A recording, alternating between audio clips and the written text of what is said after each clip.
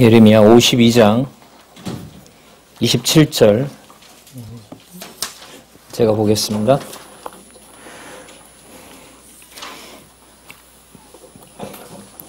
땅에 길을 세우며 열방 중에 나팔을 불어서 열국을 예비시켜 그를 치며 아라락과 민니와 아스그나스 나라를 불러 모아 그를 치며 대장을 세우고 그를 치되 사나운 황충같이 그 말들을 돌아오게 하라.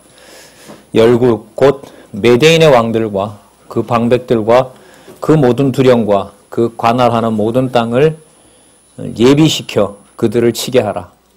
땅이 진동하며 고통하나니 이는 나 여호와가 바벨론을 쳐서 그 땅으로 황무하여 거민이 없게 할 경영이 섰음이라.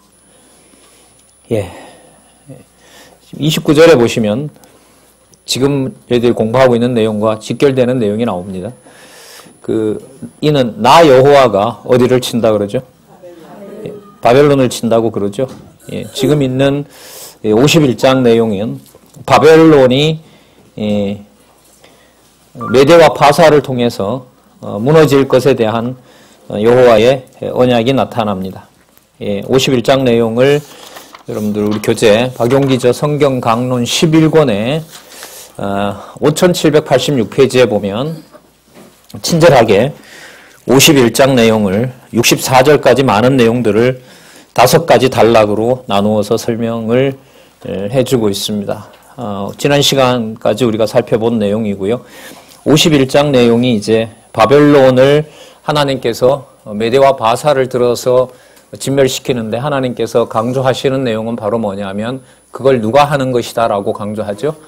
그렇죠. 그러니까 목적이 바벨론을 멸망시키는 것이 목적이 아니라 하나님께서 살아계시다. 하나님께서 언약하신 대로 이루어 나가신다는 사실을 그때마다 알려주시는 거죠. 그냥 언약 성취를 머릿속에 알고 있고 그걸 말로 표현하면 아는 줄 서로들 착각을 해왔죠. 그러니까 성경신학 서론에서 개론에서 90년에 27년 전에 이미 결론을 주관자는 성령이다라고 해왔지만 우리는 언약 성취만 말하고 그것만 알고 있는 것을 지도자들도 앞서서 가르쳤던 사람들도 마치 언약 성취는 말로 하면 다 하는 것처럼 그렇게 얘기를 했었고요. 또 그런 것들이 결과적으로는 성경신학으로부터 벗어나는 그런 일들로 일어나고 있는 걸 여러분들도 아실 것입니다. 자, 51장에서 그리고 52장에 이제 예레미야가 마무리가 되면서 심으심에 대한 내용으로 가는 거죠. 그게 얼핏 보면 아까 읽었던 나 여호와가, 자 그럼 다시 한번 돌아와서요. 오늘은 본문으로 한번 살펴보면서 넓게 또 살펴보도록 할게요. 나 여호와가 바벨론을 쳐서 그 땅으로 황무하여 거민이 없게 할 경영이 섰습니다. 이게 이 완료로 얘기를 하고 있죠. 이미 하나님께서 정하신 일로 얘기를 하고 있습니다. 그래서 이미 바벨론이 함락되었다는 사실을 예언으로 하게 합니다. 이게 적어도 앞으로 몇 년이 지나야 되냐면요. 70년이 지나야 돼요. 이 사건이. 근데 이게 이미 완료됐다는 거죠. 그러니까 천국은 이미 가 있다 이 말하고도 말이 되는 거죠. 육신의 장막을 벗는 시간과 장소와 그 경우가 조금씩 달라서 그렇지 악에 대한 최종적 승리는 이미 임하였다라고 할 수 있죠. 그래서 승리의 목적이 여러분들 바벨론에서부터 돌아오는 것이 목적이 아니라 아까 말씀드리고 하나님께서 계속해서 말씀해 주시는 대로 누가 이 일을 하는 것이다? 나 여호와가 그래요. 어제 이제 광주에 가서 이제 공부했는데요. 그분들이 이제 작년에 이제 강의 듣고 올해는 이제 글들을 많이 쓰셨어요. 많이 쓰시고 어제는 이제 한 8페이지 정도 저도 학교에서 내는 기말고사 분량 정도 글을 쓰세요, 요새는. 쓰시는데 이제 사역이라는 말이 선지서와 무슨 상관이 있는지 좀 얘기를 해달라. 그래서 어제 얘기들을 꽤 많이 했었는데 그 사역은 여러분들 우리 선지서는 양분되어 있어요. 그죠? 맞죠? 모르세요? 무슨 말인지? 예. 얘기가 되던 분들하고 왔기 때문에 여러분들이 저를 좀 이해해 주셔야 돼요. 예. 선지서 전체가 양분되어 있잖아요. 두 구조로 되어 있어요. 여러분, 이게 여러분들 원자폭탄보다 더 강한 거예요. 양분되어 있으니까 이거 아니면 이건 거예요. 그죠? 그래서 여러분들 선지서가 왜 양분된 구조로 되어 있을까? 예를 들면 때리고 싸매고 뽑고 심고 흙고 모으고 나라 멸하고 세우고 패망시키고 흥하게 하신다는 회복시킨다는 내용이 너무너무 엄청난 그 의미를 담고 있어요. 그러니까 이제까지 모형적인 언약을 내가 다 걷어치우겠다는 거고요. 그러면 여호와는 안 되잖아요. 다 없애버리면. 근데 그 일을 누가 와서 하겠다? 내가 가겠다. 그래서 선지서의 주제가 사역이에요. 그러니까 사역의 의미는 뭐냐면 내가 가서 내 방식대로 실체를 이루겠다 이 말이에요. 그게 교회예요. 그리스도가 세우셨던 교회고 성령께서 세우신 교회. 그럼 그 사역은 누가 하신다 이 말이죠. 그러니까 여러분 이렇게 봐도 돼요. 모형적인 이스라엘 국가는 하나님이 하는지 안 하는지 하나님이 다 안 보여주셨어요. 다윗이 하는 줄 알고 레위 지파가 하면 죄도 사해주고 통치도 일어나는 줄 알았단 말이에요. 근데 이걸 하나님이 걷어치웠어요. 왜? 놔두면 자꾸 헷갈리니까.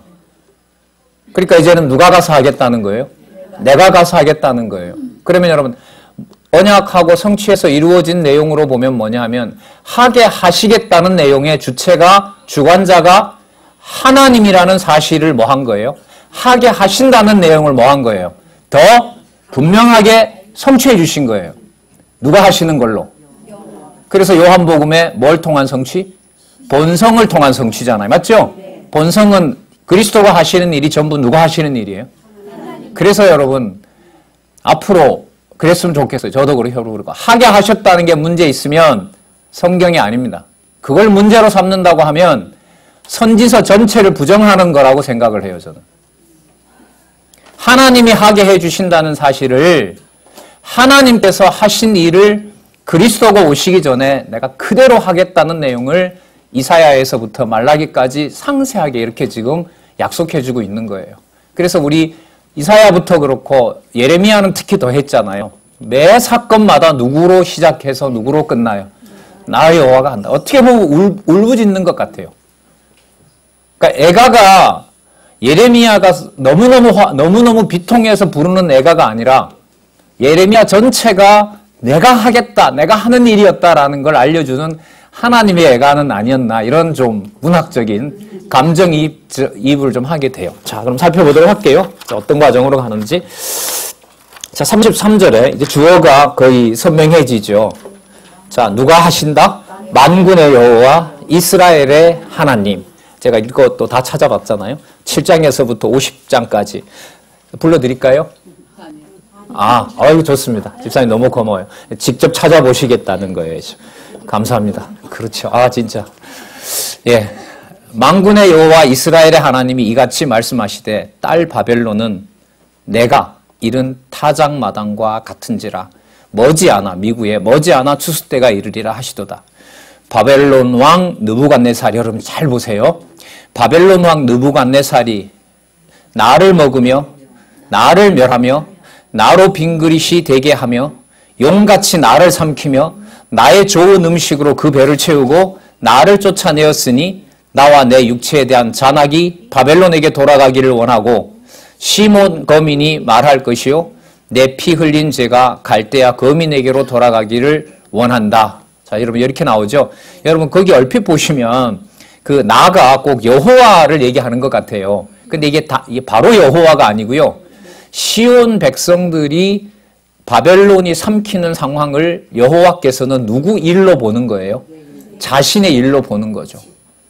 여호와를 삼킨 일로 지금 설명을 하고 있는 거예요. 그래서 계속 뭐가 돼요? 내가 당했고 내가 당했고 내가 당했고 내가 당했고라는 걸 하는 겁니다. 그걸 선지자 예레미야를 통해서 누구에게 한 일로 바벨론이 바벨론을 들어서 남쪽 유다를 멸망시켰지만 하나님이 봤을 때는 악한 도구였던 거예요. 그래서 악한 도구이기 때문에 자기가 높아진 줄 아는 거죠. 북극성에 좌정해서 자기가 한 줄 착각한단 말이에요. 그러니까 그걸 어떻게 해버려야 돼요? 멸망시켜야 되죠.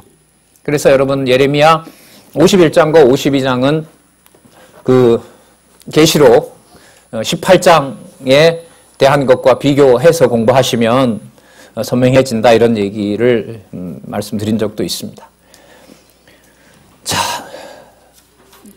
35장 끝에 보시면요. 내 피 흘린 죄가 갈대아 거민에게로 돌아가기를 원한다고 예루살렘이 말하리라. 그러므로 여호와께서 이같이 말씀하시되 보라 누가? 내가 내 송사를 듣고 그러니까 이 내가 바로 뭐냐면 앞에 나 했던 시온 거민을 말하는 거죠. 너를 위하여 보수하여 그 바다를 말리며 그 샘을 말리리니 바벨론이 황폐한 무덤 뭐죠 이게 무더기가 되어서 실랑의 거처와 놀람과 치솟거리가 되고 뭐가 없게 된다? 거민이 없게 된다. 그래서 이미 그 바벨론이 함락되었다는 것을 예언하시는 내용이 51장 41절에서부터 53절 꽤 긴 내용인데요. 여러분 여기 중요하고 재밌는 말씀 나와요. 41절 볼까요? 41절 보시면 그 슬프다. 새싹이 바벨론이고요. 새싹이 함락되었도다. 온 세상에 칭찬받는 성이 빼앗겼도다. 슬프다. 바벨론이 열방 중에 황폐하였도다. 여러분 이게 아마 25절에서 먼저 나왔어요. 우리가 지난 시간이었기 때문에 기억을 못할 수도 있는데 25절에서 이미 앞에 나왔겠네. 앞에 나왔었고요. 번역을 새로 해놨죠. 5797페이지에 가면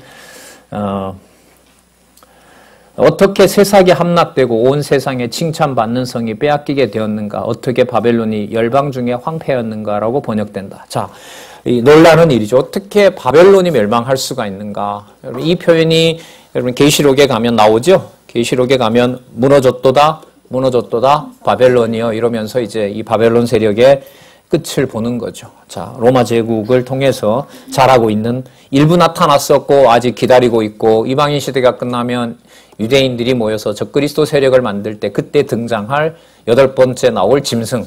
자, 거기 이 승리까지 이미 우리는 요한계시록을 통해서 보고 있습니다. 44절 볼게요. 내가 자, 누구를?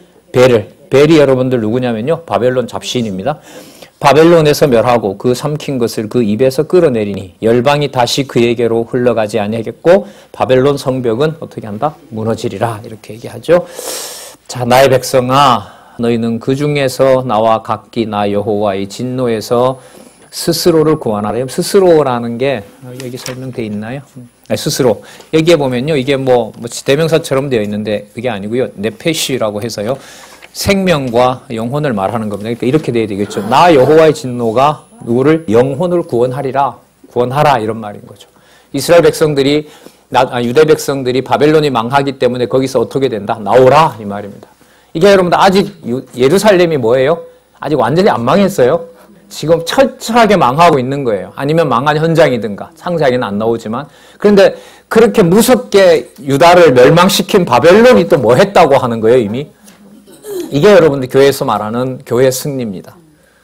그러면 여러분 이걸 가르쳐주는 상황으로 보면 교회 승리는 어떨 때 진정으로 여호와께서 하신다라는 걸 알려주는 걸까요? 하나님의 언약 백성이 다 끝난 그 자리가 오전에도 강의 들으셨지만은 여러분 다 끝냈을 때 또 악의 세력은 또 착각하게 하고 하나님의 백성은 절망 속에 있을 때 하나님께서는 당신의 이름을 알려줘요. 예를 들면 오늘 우리 오전에 보면 그 사울왕이 승리하잖아요. 그죠? 사울왕이 승리하는 과정 앞에 보면 하나님께서 먼저 뭘 얘기해줘요? 사울왕 너 이미 망했다고 얘기해요. 망했다면 전쟁에 이겨야 돼요? 져야 돼요? 져야죠. 근데 이기거든요. 뭐 하려고? 착각하게 하려고. 그 다음에 져요. 그리고 죽어요. 사울이. 그럼 언약 백성들은 뭐죠? 언약을 받고 있는데 현장에 놔뒀는데 뭐마저 다 사라지는 것 같아요. 여호와의 언약이 다 사라지는 것 같아요. 그러니까 그때 누구 이름만 남아요? 여호와 이름 어디 갔지? 그게 바로 여러분 다음에 다가올 애가입니다. 그래서 애가는 슬픈 노래가 아니라 모든 인간의 가능성과 모든 인간의 언약이 인간적인 판단으로 상식으로 접근할 수 없는 상태에서 누구 이름만 남는 거예요? 여호와 이름만 남게 하는 것이 시무심이라고 잡으셔야 정확하게 누구와 연관이 되냐 하면 그리스도와 연관이 돼요. 또 그리스도의 교회와 연관이 됩니다. 여러분 최종적으로 그리스도 교회를 천년왕국 악이 없을 때 생육 번성했던 나라를 반드시 누구한테 맡긴다 그랬죠? 짐승 권세인데 맡긴다 그랬어요. 그리스도의 부활 전에 반드시 그리스도는 누구에게 당하게 되어 있어요? 악의 세력에게, 짐승과 음녀에게 당하게 되어 있어요. 그러면 여러분 성도 생활이나 교회사다 이것도 마찬가지죠. 지금 여러분 한국교회 많은 재산을 복이라고 생각하는 교인들은 아마 아무도 없을 겁니다. 부러움의 대상이라는 것과 복의 대상이 아니라는 것은 좀 다른 문제죠. 부러워는 하지만 저거 놔뒀다가는 큰일 난다라고 다 이해를 할 겁니다. 그러면 여러분들 우리 기지협을 통해서 여러분들과 함께 일어나고 있는 이 일의 여러분 핵심은 뭐냐 하면 각 해당되는 분이 자기가 원하는 방식과 수준과 경우에 맞게 상황에 맞게 누구의 이름만 여호와의 이름만 소개하고 전달하는 것이 목적인 거죠. 이게 여러분들 예레미야의 구조적 이해와 맥을 다 있는 겁니다. 그러니까 애가가 상황으로 보면 애가지만 그게 무슨 노래가 아니다. 슬픈 노래가 아니라 무엇의 상황이다. 여호와 하나님에 대한 신앙을 마음판에 새겨주는 심으심에 대한 내용이다. 그렇게 안 보면 예레미야를 결론을 낼 수가 없습니다. 저는 그렇게 확인했습니다. 자, 그러면 볼까요? 44절 볼게요. 44절 아까 읽었고요. 자, 45절도 아까 읽었고요. 46절 너희 마음을 겁약하게 말며 두렵게 하지 말며 이 땅에 들리는 풍문을 인하여 두려워 말라. 풍설은 그 소문들은 이해에도 지겠고 저해에도 있으리라. 그러니까 무슨 뜻이냐면 악소문이 유포하게 되는 것도 여호와께서 그렇게 하신다 이 말이에요. 그러니까 내가 그러니까 전했던 약속했던 이 말씀을 예레미야를 통해서 그것만 기억하고 사람들이 바벨론을 구해주러 바벨론에서 우리를 구해주러 애굽이 온다고 그러더라. 그런 말 듣지 말라는 거죠. 여러분 심정적으로 보면 누가 오기를 원해요. 우리도 당한 적이 있지만 구원자가 오기를 원하죠. 해방시켜주는 자로. 그럼 인간을 의지하는 거잖아요. 그것마저도 하나님이 뭐예요? 못하게 한다는 거 우리 지난번 배웠죠. 그래서 하나님께서 애굽을 왜 멸망시켜요? 누가 의지할까 봐. 그렇죠. 유다 백성이 의지할까 봐 애굽을 없애는 거예요. 그러니까 누구 이름만 이거 기억나게. 예, 여러분 이게 여러분 뭐 계속 의도적으로 제가 하려는 것이 아니라 매번마다 이렇게 강조되잖아요. 사건에서. 47절입니다. 그러므로 보라 날이 이르리니 내가 바벨론의 조각 신상을 벌할 것이요. 자, 마찬가지죠. 온 땅이 치욕을 당하겠고 그 사륙당한 모든 자가 그 가운데 엎드러질 것이며 하늘과 땅과 그 중에 모든 것이 바벨론을 인하여 크게 기뻐하리니 이는 파멸시키는 자가 북방에서 그에게 오미니라. 여호와의 말이니라. 51절 그 다음 잘 보세요. 이방인이 여호와의 집 성소에 들어감으로 우리가 책망을 들으며 비난을 들으며 수치를 당하여 부끄러움이 우리 얼굴에 덮었느니라. 그러므로 여호와께서 가라사대 보라 날이 이르리니 내가 그 조각한 신상을 벌할 것이라. 여러분들 51절 내용은 바로 뭐냐면 바벨론이 침략해서 바벨론에 있는 하나님의 성전을 어떻게 했어요? 다 무너뜨렸잖아요. 그리고 욕받잖아요. 거기에다가 배를 우상을 세워놓은 거 아니에요. 그러니까 백성들의 기도가 우리도 우리지만 사실 이 상황에서 욕을 당하고 수치를 당하는 것은 누구다? 여호와다. 진짜 여호와가 살아계신 게 맞습니까? 거기에 여호와께서는 내가 갚겠다 이렇게 얘기를 하시는 거죠. 53절 가령 바벨론이 하늘까지 솟아오른다 하자.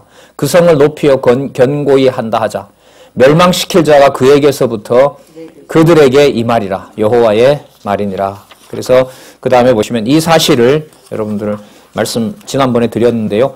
그대로 기록해라. 그대로 기록해서 자 56절 볼까요? 곧 멸망시키는 자가 바벨론에 임함이라. 그 용사들이 사로잡히고 그들의 활이 꺾이도다. 여호와는 보복의 하나님이시니 반드시 보응하리로다. 만군의 여호와라 일컫는 왕이 여기 보면 나오죠. 누가 왕이라 그래요? 만군의 여호와라 일컫는 왕이 이같이 말씀하시되. 그럼 진짜 왕은 누구예요? 예, 이분이 메시아를 통해서 이 지상에 와서 통치하겠다는 거죠. 만왕의 왕, 만주의 주 되신 분이 오시겠다는 약속이라고 할 수가 있겠죠. 역사서의 내용을 좀 본다면 사무엘하 7장 16절에 있는 다윗의 나라와 다윗의 집이 영원하리라고 했던 내용이 바벨론 이후에 역대상 17장 14절에 오면 그 집은 내 집과 내 나라를 내가 관리하겠다고 하는 걸로 바뀝니다. 그럼 이것하고도 연관이 되죠. 왜? 왕이 누구로 이제부터 나오니까요? 여호와이시니까요. 그래서 예수님이 직임과 신분과 사역과 본성에서 바로 여호와께서 왕 되신다는 사실을 육신의 몸을 입고 온 메시아를 통해서 확증해 준 거고요. 그걸 그대로 여러분 성령께서 오셔서 머리 대신 그리스도를 중심으로 세우고 최종적인 승리까지 여러분들과 저에게 새로 성취된 하나님의 말씀을 전달하게 하고요. 어느 곳에서나 만군의 여호와가 통치자 되도록 하시는 교회에 놀라운 일이 벌어지고 있고요. 여러분들과 제가 그리스도의 통치를 인정하는 바로 그 현장에서 누가 왕 되시게 되는, 만군의 여호와가 왕이 되는 일이 여러분들과 저의 삶이고 저희들의 인생이라고 그렇게 생각을 합니다. 인생이 그러니까 교회인 거죠, 사실. 57절이죠. 만군의 여호와라 일컫는 왕이 이같이 말씀하시되 내가 그 방백들과 박사들과 감독들과 관장들과 용사들로 취하게 하리니 그들이 영영이 자고 깨지 못하리라. 자, 계속 여러분 이 후반부에 오면서 내가라고 하고 또 여호와께서 말씀하시는 가장 긴 수식어가 나왔었죠. 만군의 여호와 이스라엘의 하나님. 네, 이걸 지금 가장 많이 나와요. 계속 나와요. 7장에서부터 마지막까지 또 애가까지는 애가는 여호와라는 말씀이 많이 나오고요. 어디를 보시냐면 자, 시기까지 확인해줘요. 59절 볼까요? 유다 왕 시드기야 4년에 감사 여기 연도를 밝혀놨나요? 안 밝혀놨죠. 대충 추정하는 연도를 제가 좀 찾아보니까요. 594년이에요. 여러분 594년 이게 좀 기억할 만한 건데 예레미야가 마치는 이 해가 그 다음 해가 593년이잖아요. 593년에 에스겔이 계시를 받아요. 그래서 이게 좀 흥미로워요. 지적으로 보면. 그럼 하나님께서 어떻게 하시는 거죠? 이사야는 이사야대로 기록하게 하고 예레미야는 예레미야대로 기록하게 하시고 예레미야가 기록할 때 계시 기록이 끝날 때 누구를 불러요? 에스겔을 불러서 에스겔은 뭐가 남아있을 때냐면요. 3차 침략이 남아있을 때에 불러요. 그래서 593년에 부르면 586년이 되면 몇 년이죠? 7년 전 정도 되거든요. 7년 후에 예루살렘 성이 완전히 함락이 될 때 예레미야에 나타난 내용은 현실 얘기가 아니에요. 지금 여러분 이 얘기는 예언이긴 하지만 지상에서 이루어질 바벨론의 그 멸망 내용이잖아요. 에스겔의 내용은 에스겔 1장부터 모든 내용들이 이상입니다. 마치 계시록과 같은 상황이에요. 예. 자, 왜 그런 계시를 에스겔에게 해 주시는지는 우리가 예레미야를 이제 정리하면서 에스겔 내용을 보면서 그러면 다니엘은 뭐냐 이렇게 넘어가고 그렇다면 소선지전은 뭐냐 이렇게 해서 예언을 통한 언약, 선지서 전체가 하나로 꽉 묶여야 돼요. 단순하게. 여러분들 머리가 복잡하면 제가 안내를 잘못해드린 게 되니까 여러분들은 공부 안 하셔도 되고요. 여러분 공부 안 하셔도 되고 제가 잘 정리해서 결론을 그렇게 한번 지어보겠습니다. 그래도 되죠? 아, 안 돼도 된대.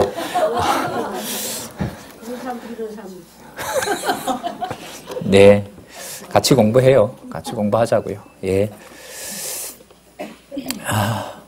하여튼 59절요. 한번 눈여겨보시고요. 60절 예레미야가 바벨론에 임할 모든 재앙고 바벨론에 대하여 기록한 이 모든 말씀을 한 책에 기록하고 예레미야가 스가랴에게 이르되 너는 바벨론에 이르거든. 자, 뭐예요? 2차 침략이 끝났을 거고 3차 침략이 시작될 무렵에 뭘 얘기하냐면 자, 이게 보세요. 눈앞에 다가오는 건 마지막 멸망인데 여기 이 기록하라고 한 내용은 이미 누가 망한 걸 얘기해요. 바벨론이 이미 망한 걸 얘기하잖아요. 현실에 접해 있으면 여러분 앞으로 다가올 회복이 더 기뻐요. 당해서 지금 망하는 게 더 애달퍼요. 망하는 거죠. 남은 다음이고 지금 죽게 생겼는데 우리 이거 삶 아니에요. 그죠? 다음은 모르겠고 다음은 어차피 천국 가는 거고 뭐 어차피 천국 가요. 얼지도 못하면서. 저도 모르는데. 그러니까 이게 이게 접근 방법이 달라진 건데요. 성경은 계속해서 예레미야라는 이 3년 동안, 20년 동안 처참하게 체계적으로 여러분 이게 이제 예레미야 애가까지 가면 586년 망하는 상황이 3번이 반복돼요. 여러분 뽑으심에 대한 내용이 있죠. 그게 크게 3가지로 되어 있잖아요. 그죠? 그 3가지 되어 있는 게 큰 흐름으로 보면 여러분 1차, 2차, 3차예요. 그리고 43장에 가면 또 한 번 뭐가 나오냐면 뽑히는 게 나와요. 그리고 지금 예레미야 마지막 부분과 애가 있죠. 여기는 뽑는 걸 또 한 번 얘기해요. 그러면 이게 뭐 하는 거죠? 역사적 사건을 말하려는 게 아니에요. 그 망할 때도 1차 왜 망했을까요? 왜 2차가 됐을까요? 3차가 됐을까요? 목적이 분명해요. 의미로 보면. 그 목적이 뭐냐면 한 방에 멸망시키고 회복시키려는 게 목적이 아니란 말이에요. 누구의 이름을 알리는 거죠. 그리고 누가 와서 한다는 걸 알려줘요. 다음에 와서 또 땅 그림자 보고 찬양할까 봐. 예.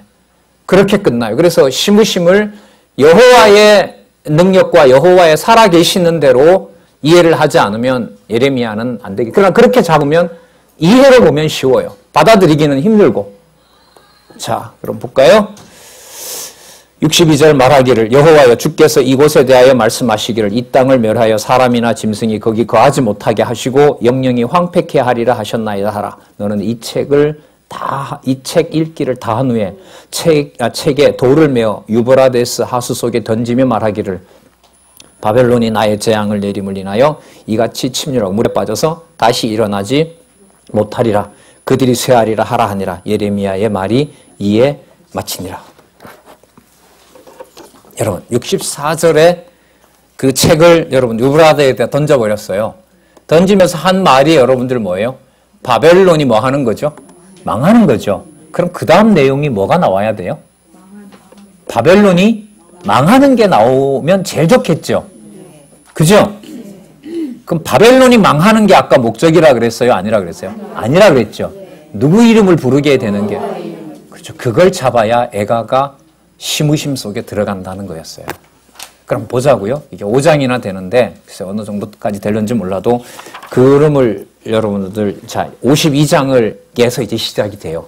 그러니까 여러분 52장에 나타난 바벨론의 잔악상이 그럼 51장이 망한다고 물에 던져버렸기 때문에 내용으로 흐름으로 보면 여기서 바벨론이 망하는 일이 나와야 되는데 52장에 보면 바벨론이 뭐 하게 돼요? 잔악해요.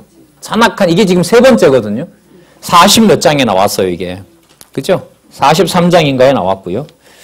그 3차 그 시므심에 대한 내용도 43장에도 나왔고요. 그 다음에 여러분들 28장, 29장에도 나왔단 말이에요. 근데 여기서 이제 52장의 잔악상은 여러분들 어떤 맥락으로 들어가게 되느냐? 아까 누구의 이름을 부르게 된다? 여호와의 이름을 부르게 된다. 그게 예레미야까지, 애가까지 가는 흐름에서 아주 중요한 겁니다. 근데 여러분 봐보세요. 시므심에 대한 예언을 말하기 위해서 바벨론이 잔악하다는 증거를 한다. 말이 돼요, 안 돼요? 예? 어머니의 위로를 말하겠다 이래놓고 엄마가 나를 거의 딴 집 자식처럼 취급한 내용을 얘기를 해요. 그 말이 맞아요, 안 맞아요? 안 맞죠? 그런 구조예요, 표면적으로 보면. 그러나 앞부분에서부터 계속 확인해 온 것이 그게 목적이 아니고 누구의? 여호와께서 하신다는 일을 여호와께서 성취하시고 그 상황에서 여호와의 이름을 바벨론에 붙잡혀가도 뭐 하지 않는다? 잊어버리지 않게 한다. 여기에다 초점을 맞추셔야 돼요. 그럼 여러분 그리스도의 교회, 그리스도와 그리스도의 교회가 어떻게 전개될지가 예레미야를 근거로 잡는다면 우리가 생각하는 방식의 번영과 여러분 평안과 이런 것은 아니죠. 예, 아니란 말이죠. 예. 자, 52장 전체가 그래서 바벨론의 잔악상을 증언하는데요. 자, 52장 1절에서부터 11절. 예루살렘을 포위한 바벨론 왕의 무자비한 행위를 증언합니다. 몇 년 동안 포위하냐면요. 1년 좀 헤어보니까 1절에 보면 시드기야가 위에 나아갈 때 나이가 21세라 예루살렘에서 11년을 치리하리나 이렇게 나오죠. 2절에 보면 시드기야가 여호야김의 모든 행위를 본받아 여호와 보시기에 악을 행한지라. 자, 3절 여호와께서 예루살렘과 유다를 진노하심이 그들을 그 앞에서 쫓아내시기까지 이르렀더라. 누가 쫓아냈다고요? 자, 이게 목적입니다. 시드기야가 바벨론 왕을 배반하며 시드기야가 9년 10월 11일에 여러분들 여기가 뭐냐면 588년이라고 적어 놓으세요. 바벨론 왕 느부갓네살이 그 모든 군대를 거느리고 예루살렘을 치러 올라와서 그 성을 대하여 진을 치고 사면으로 흉벽을 쌓으며 성이 시드기야 왕 11년까지 에워싸니라. 여기가 586년입니다. 그래서 아까 9년 10월 10일에서부터 왕 11년까지 함락된 것을 포함하면 대략 1년 8개월입니다. 그럼 2차 침략, 3차 마지막 침략에 1년 8개월 동안 썼던 작전은 뭐냐면 굶겨 죽이기 작전. 그러니까 자, 뭐로 망한다 그랬죠? 칼과 그렇죠? 기근과 그다음 연병으로. 그래서 3차 침략은 뭐냐 하면 칼에 살아남은 자들을 뭘로? 기근으로. 그럼 사람은 알잖아요. 면역력 약해지면 뭐 돌아요? 패스트도 오는 거죠. 아까 3절에 보면 누가 하신다 그랬죠? 느부갓네살이 한 거 아닌가? 그때 그 인간이 한 거지. 이것만 그렇고 여러분들과 저의 삶이나 교회는 아니죠. 그 사람이 했죠. 그 인간이 그랬고. 이게 그러니까요. 애가 참 많이 하여튼 생각을 하게 합니다. 자, 그래서 6절에 보면 그 4월 9일에 성중에 이제 나오죠. 무엇이 심하여? 기근이 심하여 그 땅 백성의 식물이 없습니다. 여러분, 이 상황이 애가의 배경입니다. 그러면 여호와께서 하신 일에 대해서 애가입니다. 10절 바벨론 왕이 시드기야의 아들을 그 목전에서 죽이고 그 림나에서 유다의 모든 방백을 죽이며 시드기야의 두 눈을 빼고 사슬로 결박하여 바벨론으로 끌려가 그 군 죽는 날까지 오게 두니라. 열왕기에 보면 네가 가서 끌려는 가지만 못 본다 그래요. 그게 뭘로 이루어졌어요? 끌려는 가지만 뭐를 빼버려요? 이게 다 누구와 약속하신 대로 이루어진다고요? 왕이 눈 뽑히는 게 여호와의 약속이에요?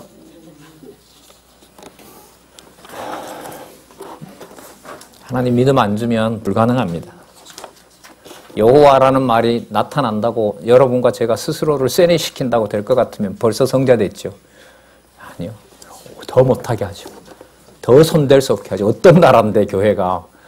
예? 여러분 이런 걸 통해서 메시아가 이룬 나라가 어떤 나라인데 그걸 사람의 잡티가 썩게 해요. 용납 안 하죠. 그것도 진리가 다 진리가 다 완벽하게 한글만 알아도 다 아는 시대에 살게 하는데 더더욱 우리로 하여금 손 못 대게 하죠.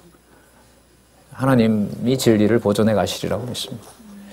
꼭 그렇게 해주셨으면 좋겠고요. 오래오래.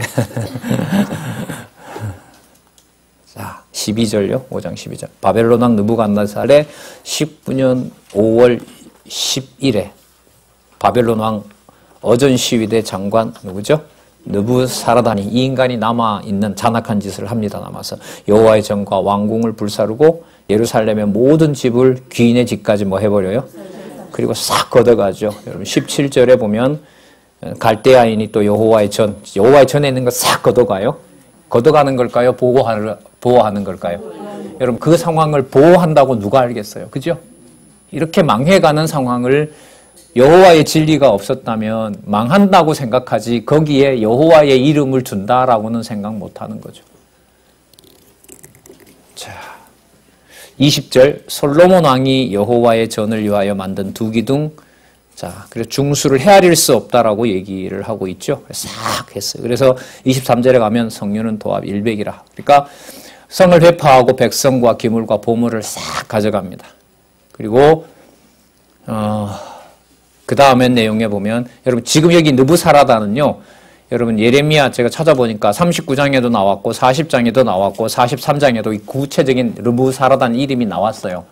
여러분 그때는 어떤 맥락에서 얘기를 한 거냐면 이 예루살렘이 뭐 할 거예요? 패망과 진노 속에 있다는 사실을 알려주면서 그러나 내가 심을 것이다라는 약속을 얘기를 할 때 40장과 39장, 40장, 43장에서 얘기한 겁니다. 그러나 지금은 뭐예요? 예레미야 애가로 가서 예레미야 애가를 결론을 내려야 되는 상황이기 때문에 여기 느부사라단은 앞부분보다 더 잔인한 죄송합니다. 놈으로 나와요. 더 잔인한 놈으로 나와서 제목이 뭐가 맞냐 하면 바벨론의 잔악상이 맞아요. 맞아요. 그러나 아까 51장에 얘기한 경우로 보면 안 맞아요. 바벨론이 뭐 한다고 했는데 망한다고 했는데 그러나 그건 어디까지나 예언이잖아요. 그 예언을 이루는 방식이 뭐가 되는 거예요? 52장의 잔악상인 거죠. 그럼 왜 잔악한 게 드러났느냐? 내가 약속했으니까 누구 방식대로? 내 방식대로 내가 해나가고 있다는 사실을 여기서 기록을 해놓고 있는 거죠. 이 말씀 모르면 전해주지 않으면 모르는 거죠. 그리고 아까 핵심을 우리는 이미 계속해서 확인해 나왔습니다. 누구 이름이 변한 적은 없다. 나 여호와의 이름은 변한 적이 없다. 처참해지는 현장에서 무슨 이름이 소개가 돼요? 만군의 여호와 이스라엘의 하나님.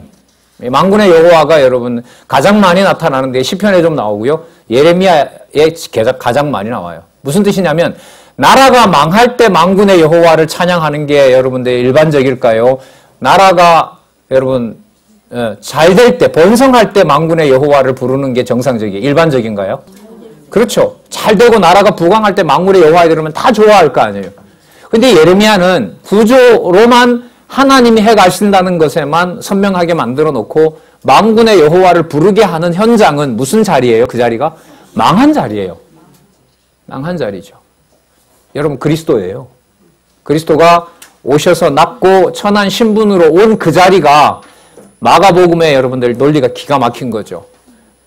그리스도가 고난받고 수치를 당하는 내용이 마가복음 신분에서는 뒷부분에 무슨 과정이라고 나오죠?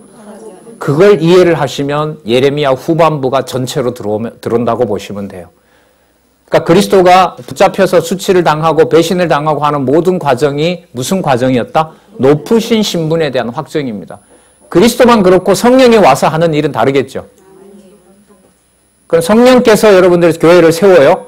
세우는 방식도 그러면 누구를 세우는 것과 똑같을까요? 그리스도를 통해서 세우는 것 다 똑같은 거고요. 여러분 양육을 시켜요. 우리가 볼 땐 양육이 뭐예요? 끝이 난 것 같죠. 고린도 교회 보세요. 양육 안 된 것처럼 보이고 사도 바울은 목회에 실패한 것처럼 보이잖아요. 그래요? 아니죠. 사도 바울이 답을 내리도록 하잖아. 옆구리 가시가 뭐다? 뭐가 조카도다? 왜요? 옆구리의 가시를 한 바퀴만 돌릴 때마다 누구 이름밖에 남는 게 없어요. 차라리 데려가십시오. 이거 아니에요? 근데 못 데려간다. 할 일이 있다. 그럼 하려면 똑바로 병이나 고쳐주지. 내 은혜가 조카다. 아무 소리 말아라. 잠그고 또 섭리하시고 이러는 거 아니에요. 투쟁에서는요. 여러분 투쟁에서는 적어도 조금 도와줘야 되는 거 아닐까요?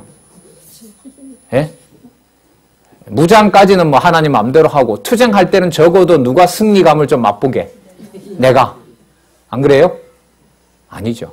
그럼 승리를 끌어가는 분이 누구라는 말을 결국 못해요? 당신도 그때 했지만 나도 조금 했다. 나도 좀 보탰다. 그걸 하나님이 모를 리가 없고 성령이 우리 속에 내주하시니까 성령이 그걸 그만두지 않죠. 그래서 여러분들 제가 자꾸 총서 왕관이후라는 게 사람 일로 저는 생각을 안 합니다. 이걸 하나님이 하셨기 때문에 이 일 후에 저자의 얘기 바람대로 보고 싶습니다라고 하는 말씀이 저한테는 도대체 그 다음에 벌어질 사건들 속에 성경이 진리라고 했을 때 이 성경을 진리로 받는 사람들에게 어떤 하나님의 존재가 확증이 될 건가? 그러면 예레미야나 여러분 그리스도에게 하셨던 방법과 다르게 나온다면 우리가 헷갈려요. 그러나 우리가 원하는 것은 그리스도가 이미 당할 걸 당했으니까 누구는 좀 덜 당하게. 그죠? 우리는 좀 덜 당하게. 좀 쉽게. 또 배도 부르고 좀 누릴 건 좀 누리고 그러다가 이제 적당한 시기에 편안하게 병도 안 걸리고 해서 장수하다가 편안하게 데려가고 싸울 만큼 싸웠으니까 내가 말이 안 되죠? 예. 이게 예레미야 애가의 서론이라고 보시면 돼요. 그걸 하나님께서 안 하시는 거죠. 자, 숫자까지 다 얘기해요. 여기서는 느부사라단이 무슨 짓을 했는지는 여기서 참 처참하게 나옵니다. 31절 볼게요.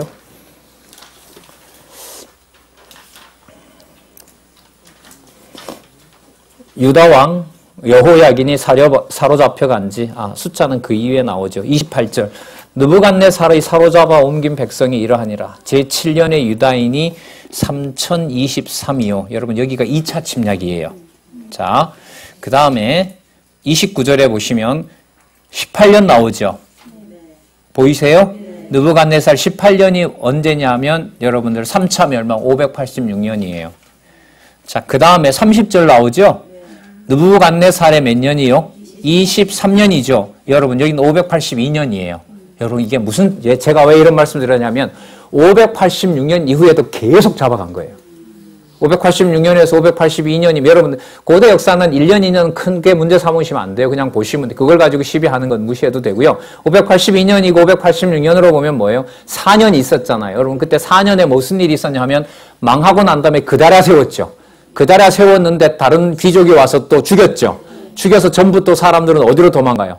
애굽으로 도망가죠. 애굽으로 도망가니까 하나님이 거기 있는 자들 또 뭐 해야 돼요? 멸하거나 또 잡아와야 되죠.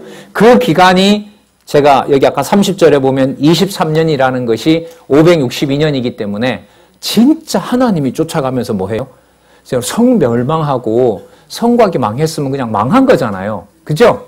근데 그게 아니고 여기에서 582년까지 잡혀갔던 숫자를 다 얘기를 해요. 그럼 누가 가서 다 잡아오는 거예요? 바벨론이 가서 잡아오는데 이걸 누가 하신 일이다? 그럼 내가 잡아오게 한 것처럼 내가 얘기했던 대로 그 회복의 약속도 어떻게 된다? 반드시 이루어진다. 반드시 이루어진다. 자, 그래서 31절에 보면 유다 왕 여호야긴이 사려 잡혀간 지 37년 곧 바벨론 왕 웨일 무로닥 즉위 원년 12월 25일에 그가 유다 왕 여호야긴을 옥에서 내어놓아 그 머리를 들게 하고, 여러분들 이 무렵이 여러분들 언제냐 하면 한 560년 정도가 된대요. 560년이면 여러분 536년에 돌아가거든요. 예? 562년이면 앞으로 이제 몇 년 정도 남았을까요? 536년 귀한으로 보면 한 25, 6년 남아있는 거예요. 여러분 이 말씀을 왜 드리냐면 느부사라단이 잔악한 짓을 한 것처럼 성경에 나와 있지만 여호야긴이 전쟁 포로 중에 70년 포로 생활이니까 여러분 26년 남았으니까 절반은 넘은 거잖아요. 그죠? 30년 지났고 40년 지났고 이제 거의 50년 지나가는 때예요. 그럴 때 에힐 무로닥이 누구를? 여호야긴을 옥에서 풀어놓는 거 아니에요? 그러면 뭐가 시작이 된 거예요? 시무심에 대한 약속이 시작이 됐다는 의미에서 여기에 우리 조상의 이름도 모르는 우리가 바벨론 왕 에이무로닥 즉위 원년 12월 25일 성탄절이네요. 쓸데없는 소리입니다. 12월 25일에 그가 유다 왕 여호야긴을 옥에서 내어놓아 그 머리를 들게 하고 그에게 선이 말하고 그의 왕위를 그와 함께 바벨론에 있는 왕들보다 방들의 위보다 높이고 그 죄수의 의복을 바꾸게 하고 일평생에 항상 왕 앞에서 먹게 하였으며, 그럼 하나님께서 유다 백성 멸망시킨 거예요? 보호한 거예요? 여러분 이 상세한 내용이 왜 나오느냐? 잡혀갔던 숫자, 잡혀갔던 해. 그래서 여러분들 이게 52장 마지막 장으로 보면 이게 시므심에 대한 증거가 맞다 아니다? 맞다. 그래서 누구 사건이 나온다? 누가 회복되는? 여호야긴이 회복되는 사건이 여기에 나오는 거예요. 그러면 뭘 준비할 수 있느냐? 포로 중에서도 여호야긴이 상황으로 보면 포로가 된 자 아니에요. 그죠? 그러나 기록한 이 내용에 보면 하나님의 약속은 계속 이어져요? 안 이어져요? 이어지죠?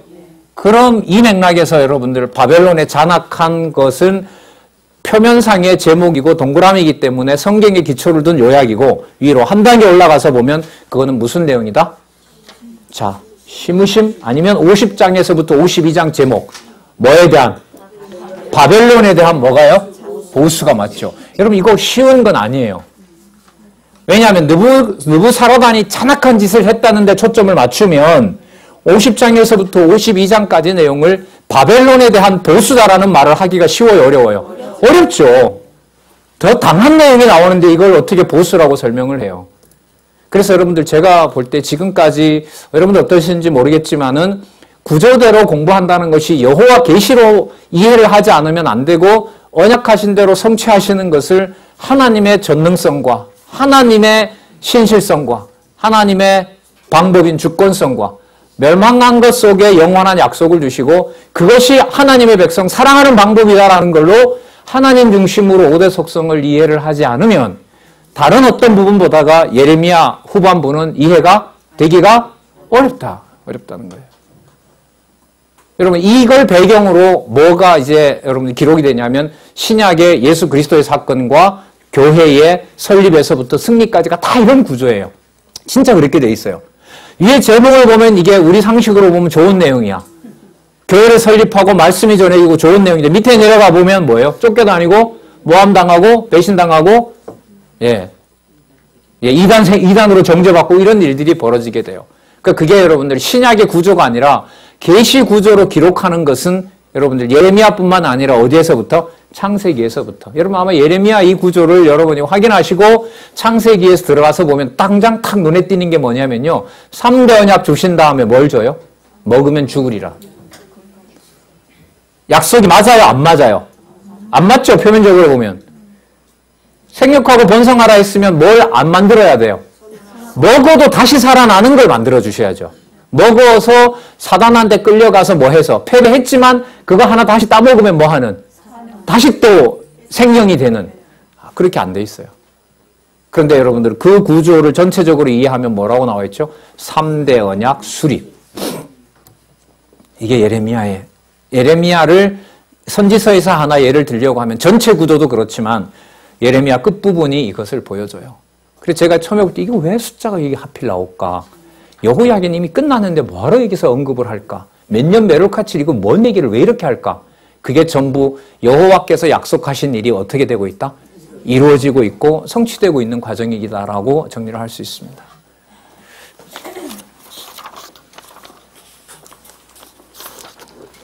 예, 시간이 거의 다 됐는데요. 그래서 여러분들 5812페이지 가시면 예레미야애가 나오죠? 예레미야애가 제목을 한번 볼까요? 언약 성취에 대한 뭐예요? 무엇에 대한 언약 성취를 광고하는 걸까요? 그리스도가 아니고요. 앞부분과 연결을 시켜 보시면 자, 하나님이 이미 시작했어요. 누구를 보존하고 계세요, 지금? 유다 왕위를 보존하고 계세요. 그죠? 그러니까 52장 내용을 꼭 염두에 두셔야 돼요. 52장에는 이미 뭐가 시작이 되고 있다, 구체적으로? 70년의 분기점을 훨씬 넘어서서 뭐가 시작이 되고 있다? 심으심이 시작이 되고 있다. 그러면 예레미야 애가에서 간구하는 내용은 없는 걸 달라는 것이 아니라 그 일이 반드시 이루어질 것이기 때문에 반드시 이루어질 거기 때문에 그 약속을 두고 뭐 하게 하는 내용이에요? 간구하는 내용이죠. 여러분 그런 기도를 뭐라 불러요? 서원기도라고 해요. 그때 드리는 제사를 서원제라고 그래요. 서원제는 뭐냐면 지금 당하지만은 반드시 앞으로 하나님께서 회복해 주실 것을 믿으면서 개인으로 보면 그래요. 내가 이 처참한 죄를 지었는데 처참한 죄인이 돼버렸는데 이걸 제사장을 통해서 하나님께서 번제를 받아주신다면 속죄제나 속건제를 받아주신다면 표시를 기다려야 돼요.